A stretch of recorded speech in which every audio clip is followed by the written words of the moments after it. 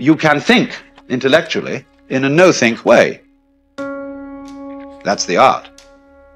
It doesn't mean not to have any thoughts at all.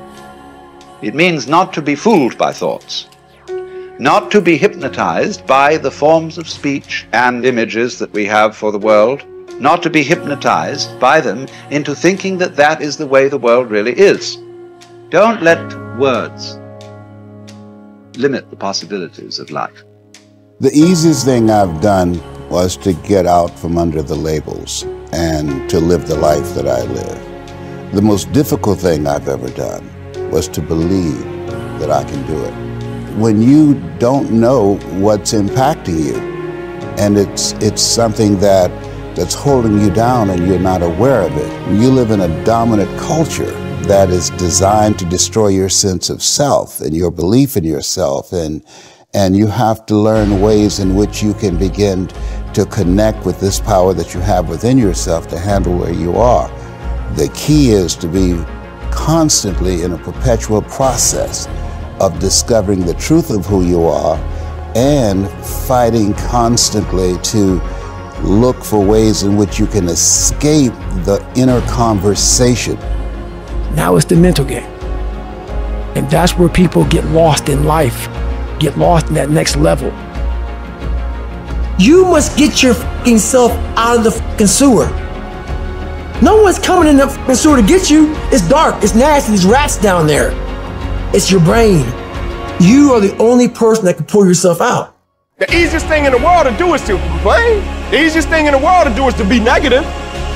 It takes work to have a perspective that see things on the right side of the coin. You gotta fight for that. It takes work to show up every single day, and when things are not playing in our favor, to say, you know what, man, I'm gonna still show up and I'm gonna give everything I got to it because I value what I'm a part of. It takes work to have the right perspective.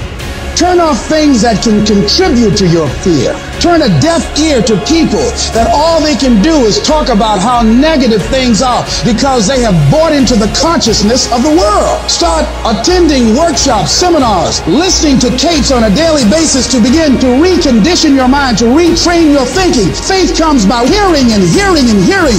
Listen to things that can empower you, that can enable you to create a new reality for yourself and a new life for yourself. Develop the interior core where it doesn't matter if people call you crazy. One of the things limiting you from your income, your impact, a world-class life. You care too much about what people think about you. Everyone has an opinion. Why let the opinions of other people deny you from a life that will make history? If you are distressed by anything external, the pain is not due to the thing itself, but to your estimate of it. And this you have the power to revoke at any moment.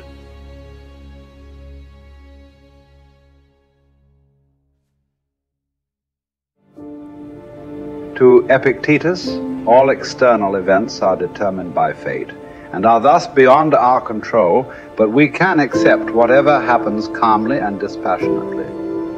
Individuals, however, are responsible for their own actions, which they can examine and control through rigorous self-discipline. Suffering arises from trying to control what is uncontrollable or from neglecting what is within our power. As part of the universal city that is the universe, human beings have a duty of care to all fellow humans.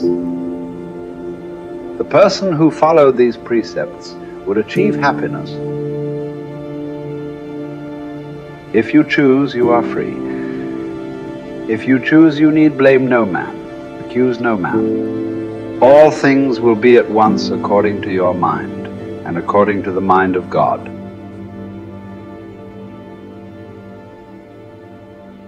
Richard Wright said it best. He said, the impulse to dream has slowly been beaten out of me through the experiences of life. So when you live in a culture that is designed to destroy your sense of self, where you are marginalized, where you have a feeling of being hopeless and powerless, and you're terrorized. I remember going downtown with my mother, and I saw a water fountain. I think I was about 5 years old, and I ran and I drank from the water fountain. All of a sudden, she grabbed me by the neck and said, "Don't you ever do that again," and start punching me in the back of my head and my face, and got me down on the ground, was punching me relentlessly. And I said, "Mama, please, it's me, Mama, it's me," with this crazed look in her eyes.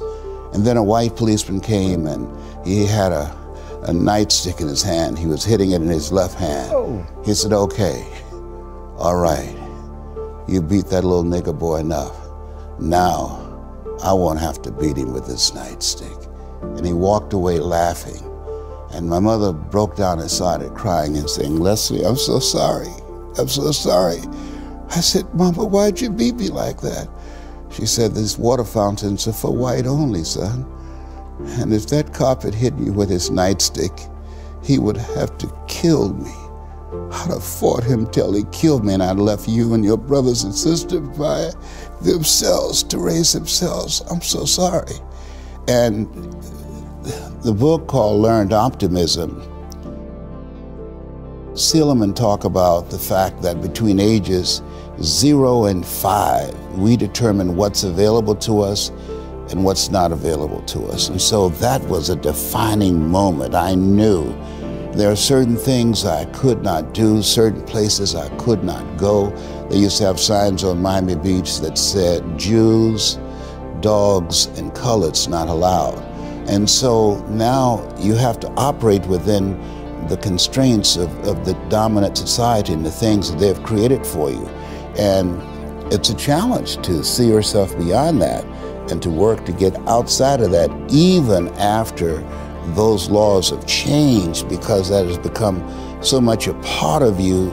You unconsciously operate within the parameters of what has been put in place. Like you're driving on the expressway, the 405, and you'll get off on an exit that you weren't going in that direction, but you unconsciously did it because you've done it so many times that many people, because they're not making a conscious, deliberate, determined effort to think outside of what life has thrown at them, they end up doing the same thing over and over and over again. Einstein said that thinking that has brought me this far has created some problems that this thinking can't solve. And so through relationships, through reading, through studies, through goals and dreams beyond your comfort zone, it allows you to begin to live out of your imagination as opposed to out of your history. Disney said, the imagination is a preview of what's to come. And so as a kid, I dreamed a lot about taking care of my mother. I used to go with her to work to clean homes, and she kept her children, and she cooked for these wealthy families. My mother could bake a sweet potato pie so good you couldn't eat it with your shoes on. You had to take your shoes off so you could wiggle your toes. And I used to look at these big, beautiful mansions and said, "Mama, what is it, Leslie? When I become a man, I'm gonna buy you a big, beautiful home just like this." "Oh, you don't have to do this." I said, "I know, but you didn't have to adopt us either." And you did. And so I'm here with you because of two women. One gave me life, the other one gave me love. God took me out of my biological mother's womb and placed me in the heart of my adopted mother.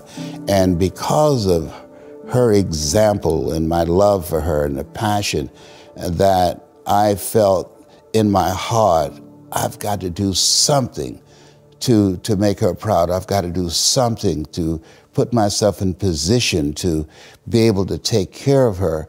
That drove me. Nietzsche said, if you know the why for living, you can endure almost anyhow.